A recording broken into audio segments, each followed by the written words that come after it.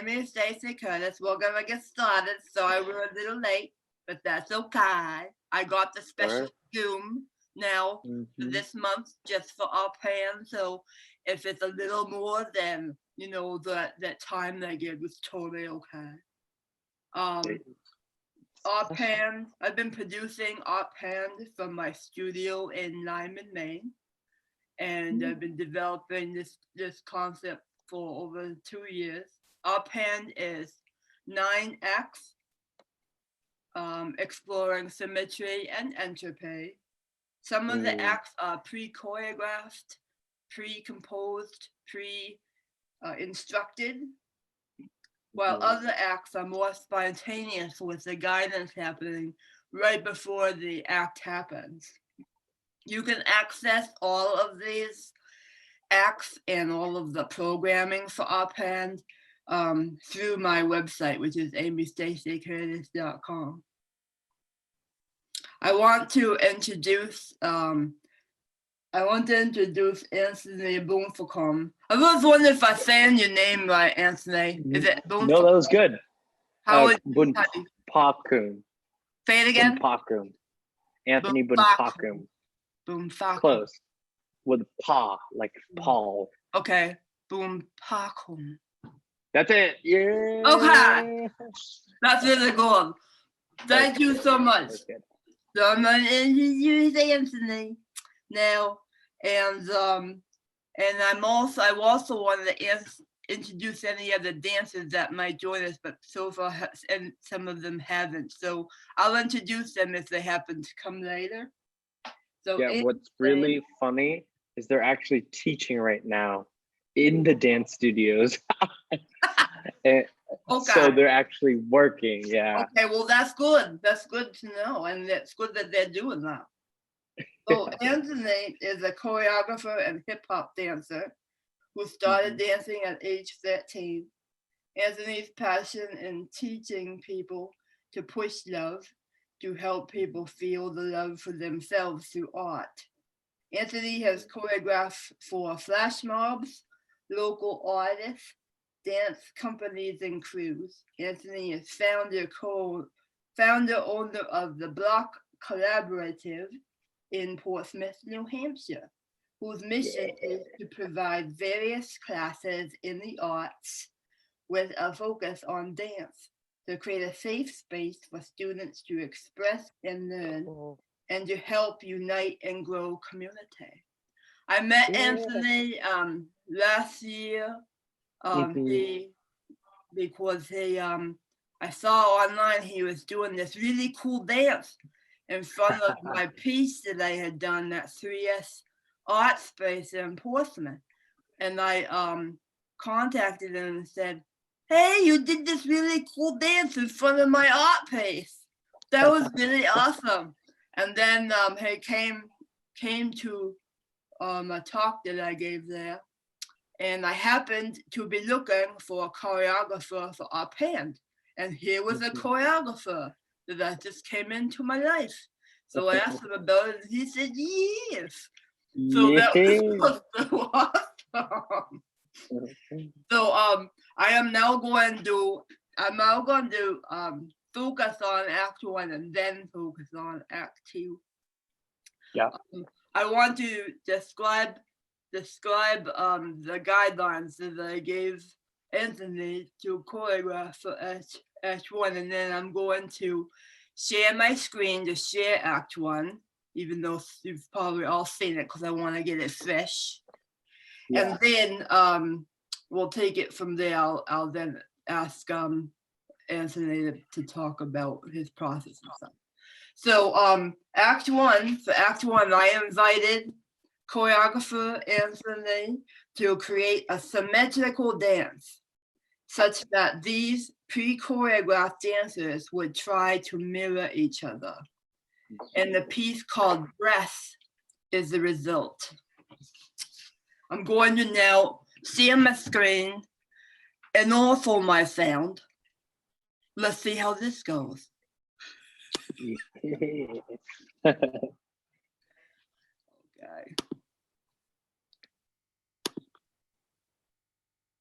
You can see my screen, so that's a good bonus. Yeah. Ooh, experience. It's really good. Okay, ready?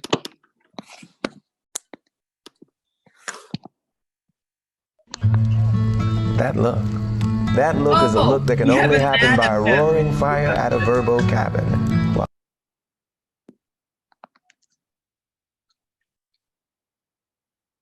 My name is Amy Stacey Curtis. I'm a conceptual instant. I'll skip that part. Okay.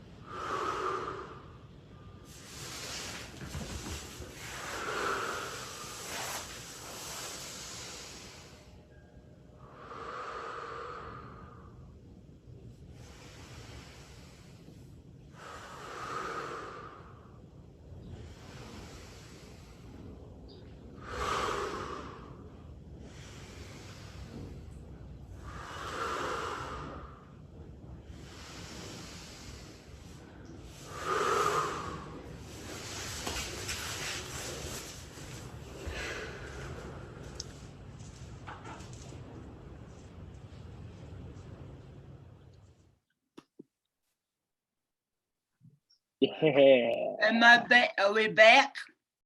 Yeah. Excellent. Welcome to the Disney Bundle, where Disney Plus and ESPN Plus come to life on all your screens. Transforming your world with 3 incredible streaming services. Oh my gosh, you guys, I'm and so seemingly sorry. limitless possibilities. Wow, what is happening? I think my Chrome is still on and there is some kind of advertisements. And now there's Jimmy Kimmel. Wow, you're sponsored by Jimmy Kimmel too? So sorry. You're all so patient and awesome.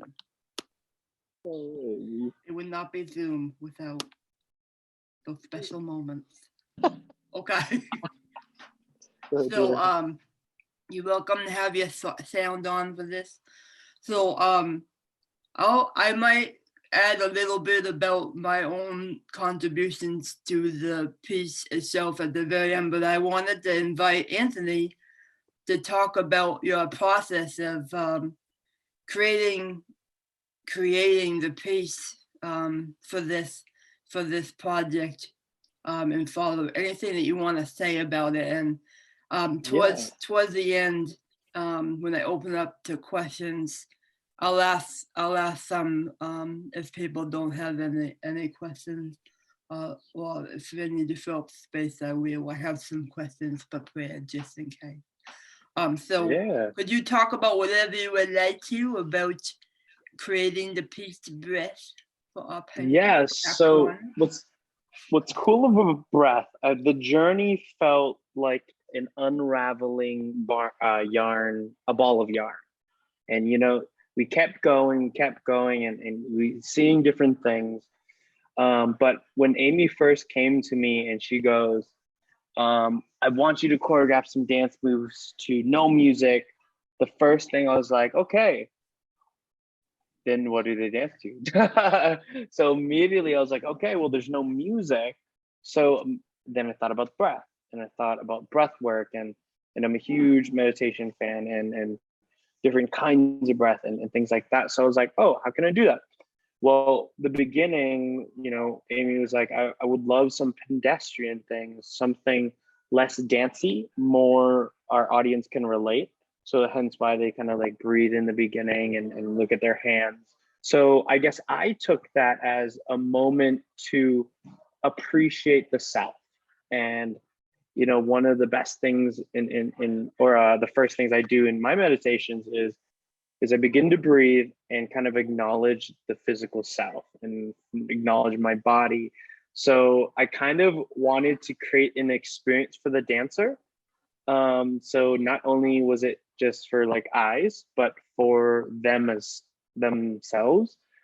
So we start in the beginning. They take that first deep breath. At first it was like a little too much because sometimes it's hard to get into, but we cut it down to about 3 breaths, 2 with the eyes closed and 1 with the eyes open. So acknowledging the self, the rise and the fall, and then acknowledging the body, but staring out into the world. So anyways, that kind of put them in a space where I call it the moment where you ignore the rest of the world and you kind of just really present. When you take that deep breath, especially in your performances, the best thing to do before you go into a stage is take your deep breath and head in there. So then obviously they go into this journey. And what's funny is in the beginning, I casted young dancers. I casted dancers that were actually my students in some of the dance studio work I do. And they were about like 16, 17. So they were still trying to understand their body, understand the world. And COVID hits, and then I had to recast because obviously Amy was like, we're still going, so we head into it, which is honestly was a blessing because it got me to think about it more. And I was like, wow, let me really tap into it. So I got to work with a good friend of mine. His name is Adam, which is one of the dancers, who actually is teaching for me as we speak. He's teaching a class literally in the dance studio. But he was just so eager to learn. When I met him, I met him a long time ago, but I guess we really met each other in the summer. He started to be so open to everything. And we started to just go into the studio and work and see how he kind of understood his body and breath work. And I'd ask him, I'd be like, all right, I want you to breathe for me. And then he'd be like, well, I'm kind of lightheaded or something like, oh, like I really like that, or I really felt the present. And we would have a lot of conversation. So it was more like I was taking this experience that this dancer was feeling and following the guidelines that Amy was giving to me to create this piece called Breath. And then as I unraveled from back and forth to symmetrical, to even we did like for fun and giggles, we did one where I have to show you this, by the way. I haven't showed you this, Amy, but I took a video on top. So you see them on top as well, which is kind of cool. So it's a different perspective, a bird's eye view, which I have to send it to you, remind me that. But anyways, it was just a journey and to slowly get these mature dancers in and to really tap into the mind, because obviously when you talk to like a 16-year-old kid and you're like, okay, I want you to breathe with this purpose in behind it. They're not going to really dive deep. They're just like, okay, you know, it's not like, oh, I'm breathing out. For example, the beginning was exploration. I want you to breathe out and breathe in as if you're exploring. And they were really kind of thinking about it all the way to, there's a moment where they look at each other and they copy each other. It's called collaboration. And, you know, every little moment had a word or a meaning behind it. And the collaboration part that you saw, where they're like looking at each other and then they go back to their shoulder, that's actually all the dancers' movement. They were copying each other for like improv. That was all made up. And I wanted to give that because that was important for me to, yes, I could guide them with a structure, but I wanted to give them opportunity to be themselves together. And we tried multiple things, whether in the studio, we did our eyes closed at one point and they were like, I don't know if I'm touching them or feeling them, but eventually it was just eye contact and breath. But yeah, so breath is kind of the journey of the experiencing the body of a person. And you know, even on the floor, obviously they do cool tricks. Us no average Joes don't go out and do cool tricks like that.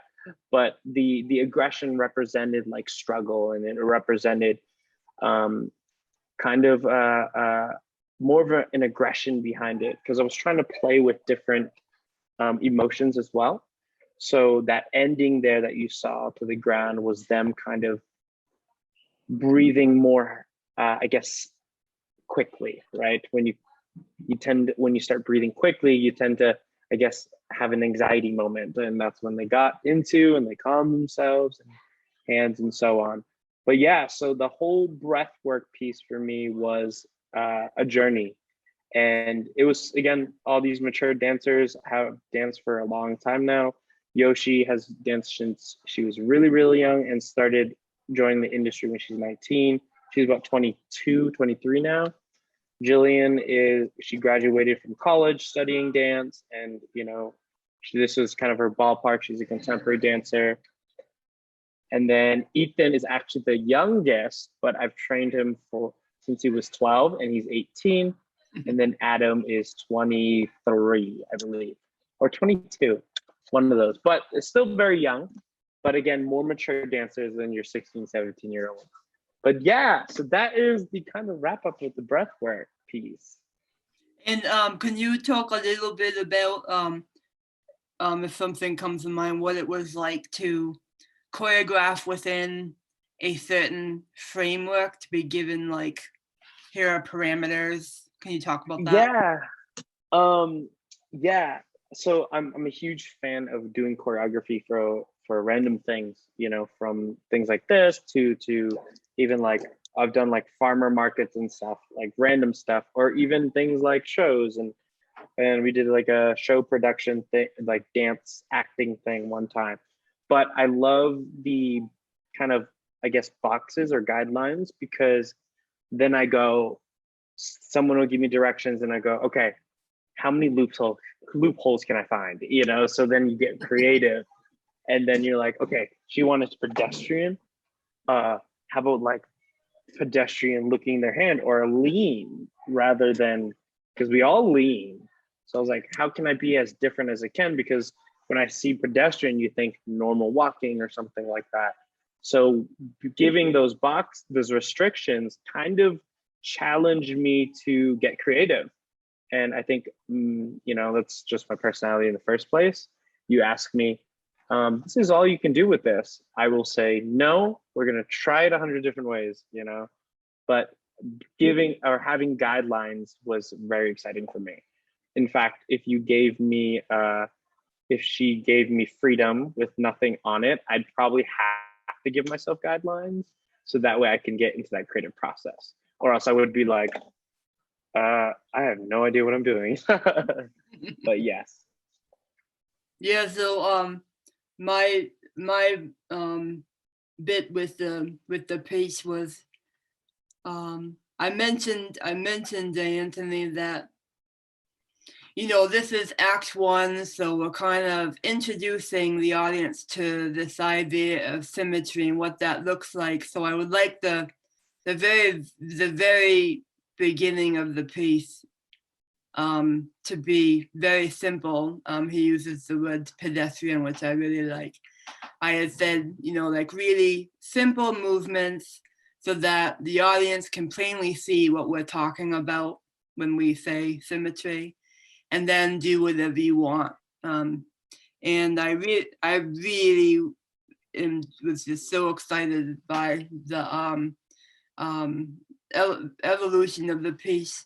Anthony would send me videos of his experimentation as the piece developed. And because sometimes he only had one dancer, sometimes he would set up the camera next to a mirror so I could kind of visualize what the symmetry would look like. And that was really cool. And he was experimenting with, if you imagine there's a mirror in the center of the stage, sometimes they would walk through the mirror and do equal opposite things on the other side. And it was just all like really awesome. And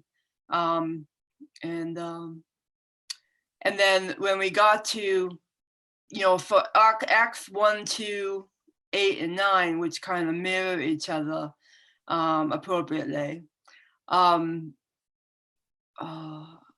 had to be sure that they had time to actually rehearse in the space itself before we did the performance, and also just check the symmetry in the actual space. So seeing how his piece started from the last video he sent me, I just set up some starting points on the floor, which I knew would be symmetrical in the camera.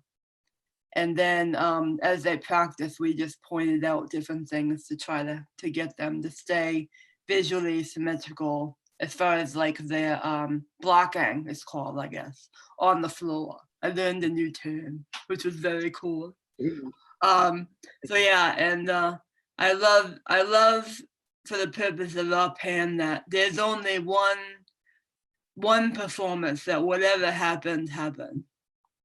That all the rehearsals led up to this one time we're gonna do it. And if there's like something that's really obvious that happens during the performance that didn't happen in the rehearsal, it's not right or wrong, it's just what is. And I really, really liked that letting go moment. Most a little funny thing was so funny is because I was like, oh yeah, we're gonna record ourselves. I was telling the dancers, because obviously we didn't have the live performance. They were in their head, they're like, oh, we could keep doing this, do it over and over again. And then the day we get there, Amy goes, oh, we're just gonna record it once. And then they go, oh, once. We're like, yeah, we'll take another. They go, yeah, we'll take another practice. So they took an extra practice because they were like, oh, we're gonna record it once. It was so funny. It was very funny.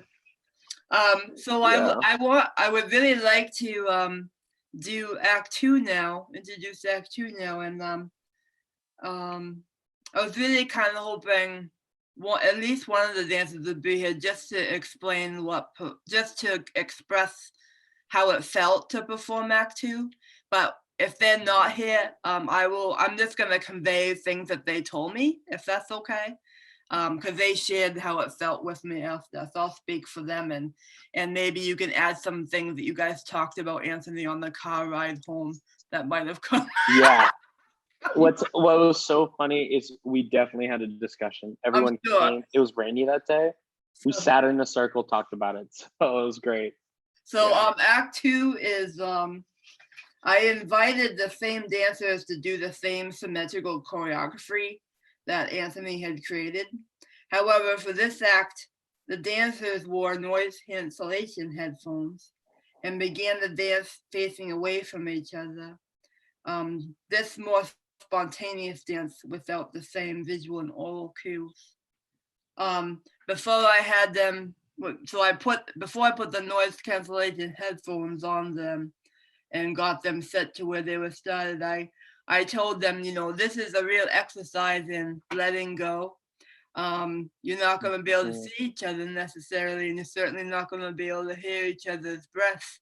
But I want you to keep going. Like, say, because you don't have each other to see, you forget the choreography, or just something happens. Just keep going. It's a performance, just like you wouldn't stop in the middle of a performance. You keep going, because that's show business. So you just keep going, and I want you, and if you finish the piece, I want you to remain still until I tell you that it's over, because some of you may finish earlier than others. So I'll let you know when it's over. So I'm gonna stay on my screen again and play act 2.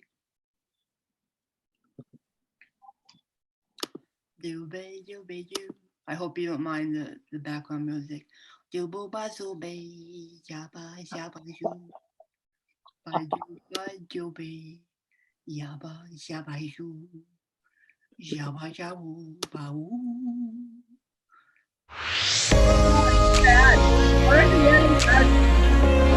Remember, I want you to get started in the middle. Okay, skipping over my intro again. As wonderful as it is. Thank you very much.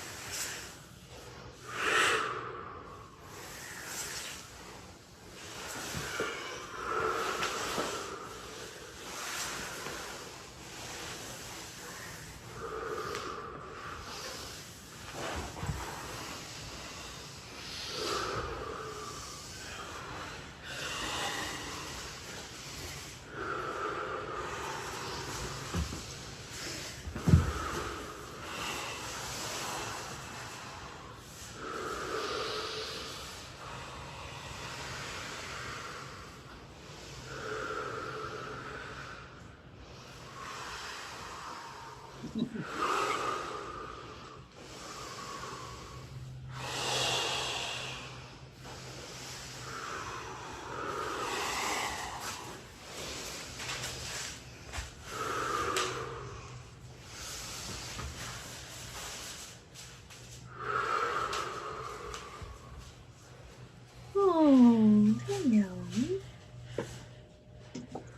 hello. Yes. Okay, I better stop that YouTube again. Did I learn my lesson? There! It's so cool. So cool. Oh my gosh, the experience live is insane. I was like, what is happening? Yeah. Before talking about the actual, I just want to say, my original intention with the piece is to do this in person. And it makes a huge difference. It was a huge thing to like be there while the acts were happening. There was a whole other feeling, and for those for the more spontaneous acts, people would be actually participating from the audience, and the people who are in the pre-choreographed pieces would actually become part of the audience after, and it's all an interconnected thing. I felt like this virtual version of it is still quite successful in its own way, and it gave me a chance to kind of workshop the whole idea in this sort of smaller scale and kind of visualize what it could be bigger. So anyway, so Act 2 was really great to see and this really cool thing, because they weren't hearing and seeing each other. They were, at the beginning, as you heard, they were all breathing out of sync. Just how beautiful that was in and of itself. And they were all in their own little worlds with those headphones on. The guys especially said, we listen to our music like really loud so you can really crank up. What I had actually playing in the noise cancellation headphones was static. I didn't want anything tonal that they could respond to. So I had it really loud for the guys because they listened super loud with the headphones on. And I loved Jillian's professionalism because her headphones were kind of falling off her head during the performance. And she did this thing. It was time for her to do this, where she was able to finally push them back up on her head. And they talked a little bit about it after, and what I remember from what they said after was just they really appreciated that opportunity to let go and just like go with whatever happened. Anthony, I would love to hear anything that they talked about, if you can remember about that experience. Yeah, definitely remember a lot, because when we got back from the gig and we head back home, and obviously we're talking about it in the car, and then we get home and there was a couple of our people just still hanging out at the studio, and we all sat down and talked about it.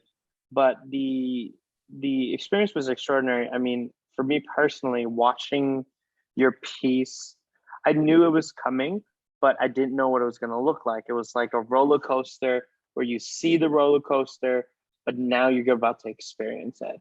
And honestly, the whole time I was biting my tongue because Amy goes, Anthony, you got to make sure you're not loud. And I'm over here like, oh, that was so cool. Like I literally wanted to scream the whole time.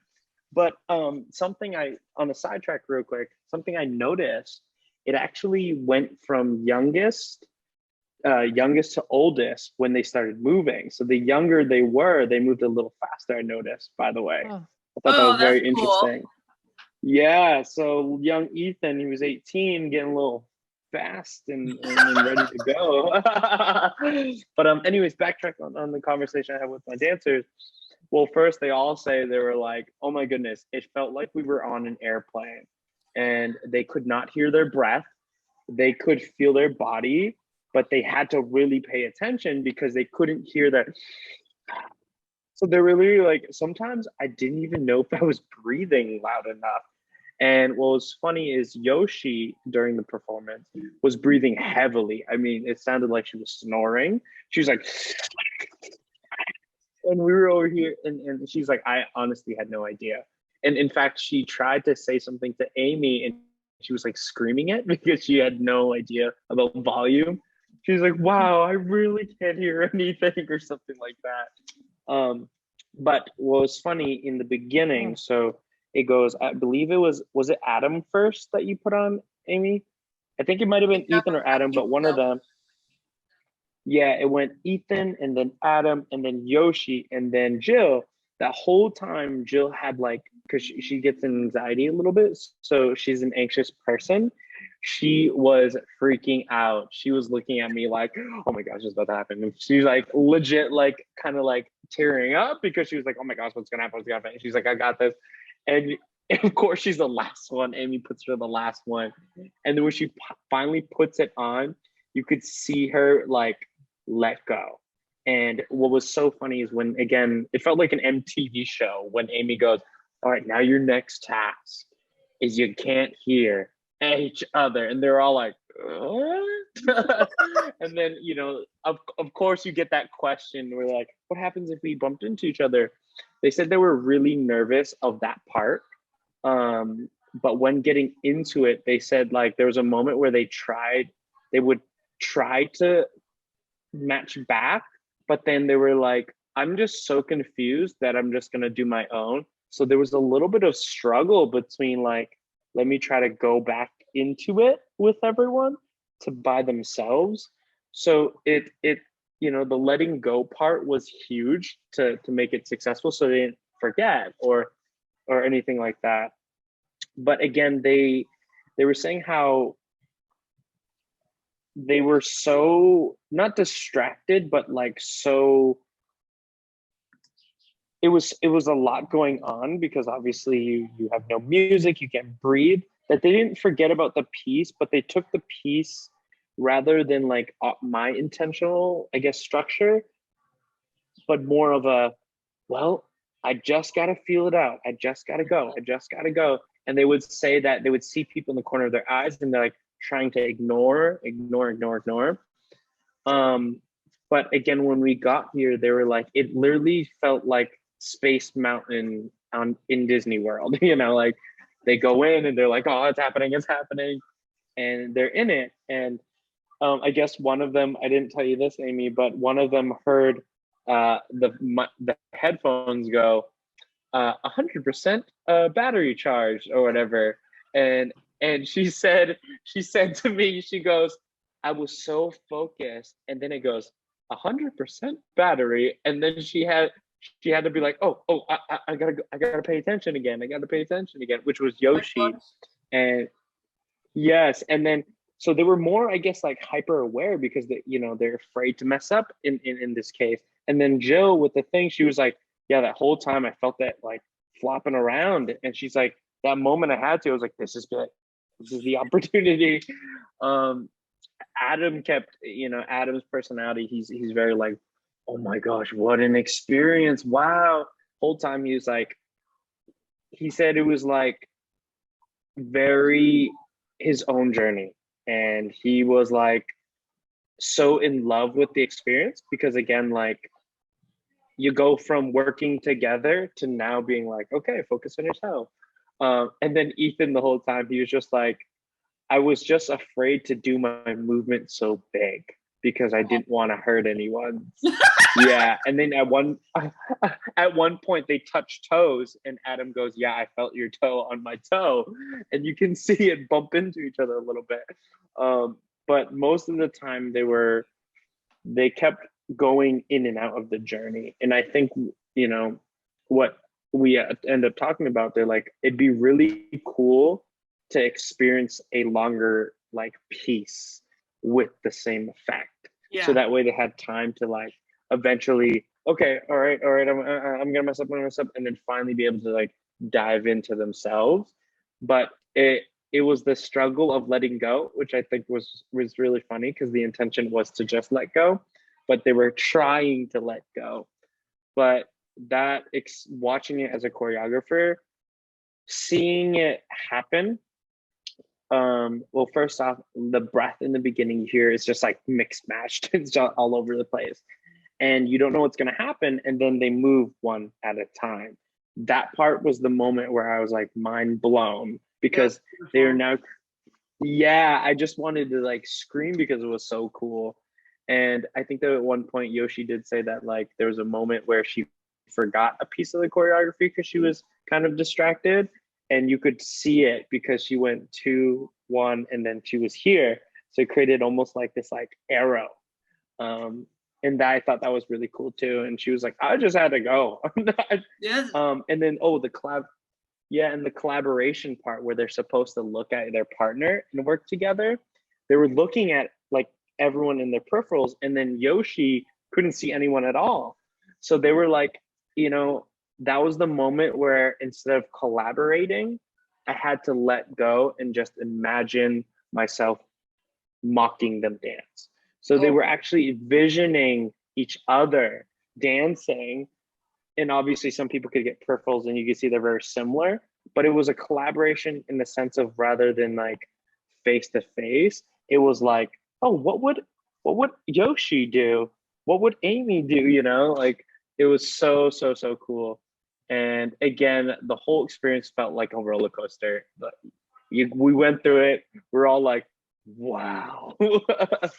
But yeah. For me, the piece made me think about how people have my back even though I can't see them or hear them. You know what I mean? Like I connected to it in a really personal way. Like I know that they're there and they're having similar and related experiences to me. They're with me, even though I can't see them, or we're all trying to do the same thing and get through the same thing. It's really cool, very powerful. Cool.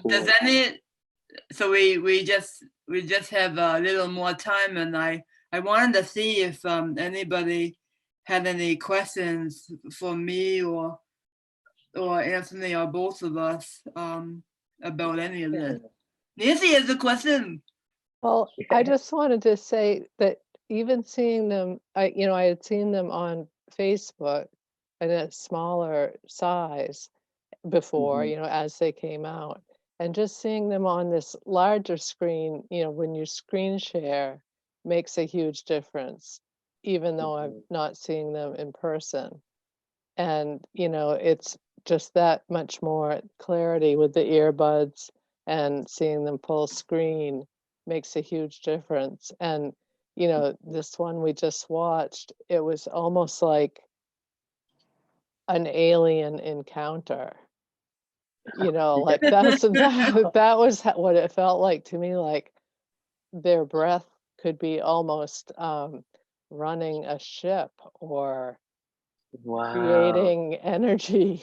I mean, it's just such a unnatural but natural sound that's happening, that it's just extraordinary.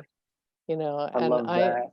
I had wondered about how you had, I had thought about the garage space, your space, Amy, as being almost like another actor in the piece, because of the symmetry in the space from the camera's point of view, and how that is part of the experience. Yes, I had to make a visual version of the piece happen, partly because one of the grants that I had received for had a guideline where I needed to do a presentation of the piece sooner than later, and there was no way I could do it in person with the pandemic. So I realized that part of my studio was a perfect place for a visual presentation, with the 2 garage doors. Right. And then the tracks of the garage doors over them. Yeah. They make a V that I could use to tell if I was perfectly on center, because they their perspective changes, so I could tell with the equal spacing if it's on, and then painting everything white was very satisfying. And, And figuring out like, how far forward the paint needed to go so that it was still in the camera. and Anthony, were you practicing in that space or thinking of that space when you were working on your choreography? Yeah, so she gave me kind of like the size of it, but honestly, I guess I just picture a platform. I didn't picture the color. But when we got there is when we are like, oh, it's all white. Like, oh, it's cool. And then we practiced there, of course, during the day of. So yeah, just like an hour or so before we actually performed. Yeah. They were coming all the way from Portsmouth, which is like I didn't realize that. Yeah. Oh, So I okay. had it set up so Anthony and I did a bunch of video work, just getting the choreography right to where he wanted it to be, and then just so that they would be used to doing it in the space itself, which was going to be different from where they had rehearsed it and workshopped it. Until they felt. And we did it in a couple places too, because we did it in the dance studio where they see the mirror, and they could be like, "Oh, I forgot to move," and I practiced. But we actually moved into kind of the waiting room, and I was like, "All right, we're practicing here today." They're like, "Oh, in this tiny space?" I was like, "It's gonna be tinier, so get used to it." So they're dancing on like rug and stuff. But yeah, so they kind of had. Sorry. They kind of had to rehearse it, yeah. But go ahead, Amy. Well, what's good about them practicing on the rug as well, I was just trying to convey to them the roughness of my concrete floor. I said, so you've been practicing on this very smooth wood floor. And, some of the movements are like sliding knees and sliding hands. And I said, it's going to be different on the concrete. Try to imagine you're dancing on a sidewalk, like a really big sidewalk. It's not going to be a smooth and slidey. So it was something they might have to adjust to. I was there, so I was glad to see them practice on the rug, because that gave them more the rough surface to try these moves there. So very interesting, really. Yeah. Does anyone else have other questions? Sorry if you already said this, did the performers get to practice Act 2, or did they record Act 1 and then have to go right into Act 2 without having practice with it? Yeah, so that was kind of the point of Act 2. So they, as far as they knew, they were rehearsing for Act 1. And I had mentioned to Anthony that there was going to be an Act 2 and kind of what it would be, but that I didn't want him to tell them that they were going to be doing this, because I needed it to be like completely spontaneous. So right after they did Act 1, I said, okay, now it's time for Act 2. And Bill is like getting all the equipment running. And I told them what I want them to do. And I said, and now you're going to be inserted into this cocoon of static. So it's all that Act 2 was unrehearsed, spontaneous. So they became the spontaneous participant versus the pre-choreographed participant, even though they were using the same choreography. It'll be interesting when it's live, like like when you do a big production, like how do you still have that presence of spontaneity? Because when it's a big production, the performers will probably be a little bit more tuned in to like, oh, Amy's gonna trick me now. So it'll be interesting to see how you maintain that, like with the live performance, because even that's the part that like it does feel really anxiety provoking not to know how you're gonna respond. Like what if the noise canceling headphones are too much, or something. So. Yeah.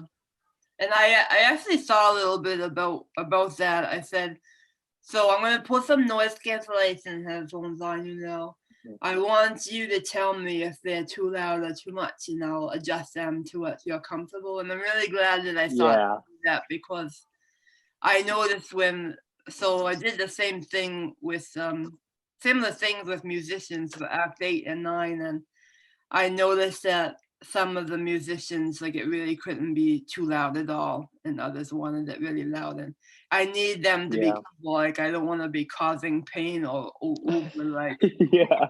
over stimulation anxiety while they're doing a performance. Yeah. Yeah. For Act 1, were the performers mic'd, or was that just the microphone from the camera? It was from the camera, so I had all this redundancy set up for documentation. All these cameras over and under each other, so they all had a central point of view. And so I had my laptop.